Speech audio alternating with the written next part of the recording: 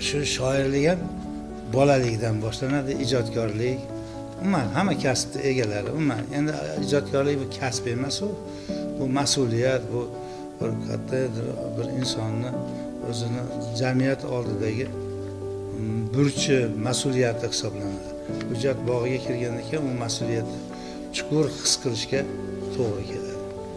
Bu narsalarni sekin-sekin his qildim. Mana ustozlarga she'rlarni ko'rsatib, maktabni bitirganimizdan keyin Andijon adabiyoti to'garaklari borligini surishtirib, o'shalarga qatnadik.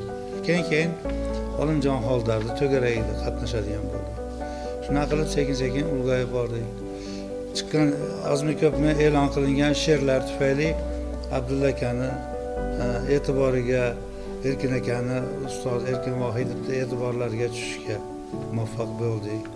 Sekin-sekin o'sha kitoblar, she'rlarimizni jamlab ular bizni birinchi ilk kitoblarimizni chiqishiga yordam qildi.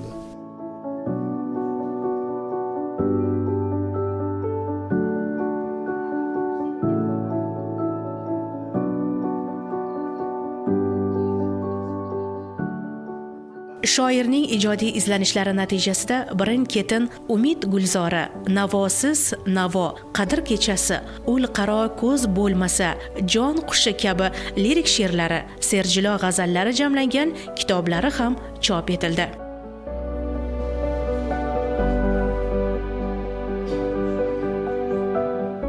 Vodiy g'azallari to'plami 79-yilda chop etilgan bo'lsa, xuddi shu yili Erkin Vohidovning tashabbusi bilan chiqdi shu kitoblar. Oltin belanchak seriyasida. Yuqa kitoblar, bir 9 ta avtorning kitobi chiqqan.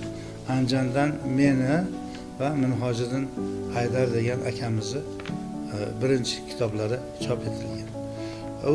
O'sha Oltin belanchak seriyasidagi kitoblar, she'riy to'plam hammasi Yozuvchilar uyushmasining she'riyat bo'limida muhokama qilindi. Ochiq muhokama qilindi. Kitoblarni yaxshiligiga, yomonga, qaysinisi yaraydi, qaysinisi yaramaydi.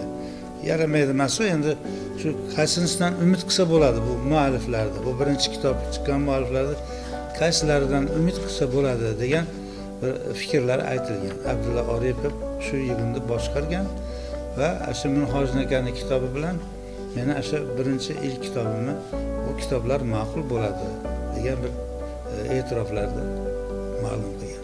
Shuna qilib sekin-sekin kirib bordim. Endi yosham ulg'ayar ekan, sekin-sekin yozganlarimiz ko'pi arkada qoldi. Lekin baribir o'sha arkada qolgan yozilgan narsalar ham bugungi kunda o'zimga ma'qul keladi. Chunki qilingan mehnat baribir bir o'zida bir natijasi borga o'xshab tuyuladi. Navoiyni bir satr bor. So'zingni xush ko'rarsan o'zing, nechun kim u sening o'z so'zing deydi. Biz ham so'zimizni xush ko'ramiz, yoqtiramiz. Chunki bu o'zimizning so'zimiz. O'zimizning so'zimizni borligiga shukronalar aytamiz. Bugungi o'zbek adabiyotining taniqli vakillaridan biri.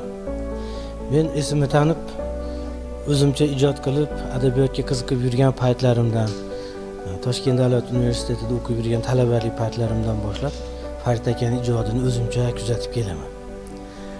Masalan, 1979-yilda Oltin belanchak seriyasi chiqqanda, bugungi o'zbek she'riyatimizni bugungi kunda dongdor, namoyandor bo'lib turgan shoirlarning ilk kitoblari kichkina ozg'in to'plamlarda nashr qilingan. Shulardan bittasi Vodiy g'azallari deb nomlangan Farid Usmon g'azallari edi. Toshkentda turib o'qiganligim uchunmi, meni hamshahar shoir qanday shoir ekan deb o'shanda taniganman. O'shanda ustoz Erkin Vohidovning Farid Usmon haqidagi fikrlarini o'qib, keyin o'zimiz o'sha kichkina kitobchadan olgan taassurotlarimizga ko'ra, Farid Usmon mahoratli shoir ekan, iste'dodli shoir ekan, zo'r shoir ekan degan fikr tug'ilgan. Shundan beri Xudoga shukr bu fikr menda o'zgargani yo'q. Sababi yana o'sha Farid Usmonni ijodi, Farid Usmonni adabiyotimizga qilayotgan xizmatlari, chiqarayotgan kitoblarida deb bilaman.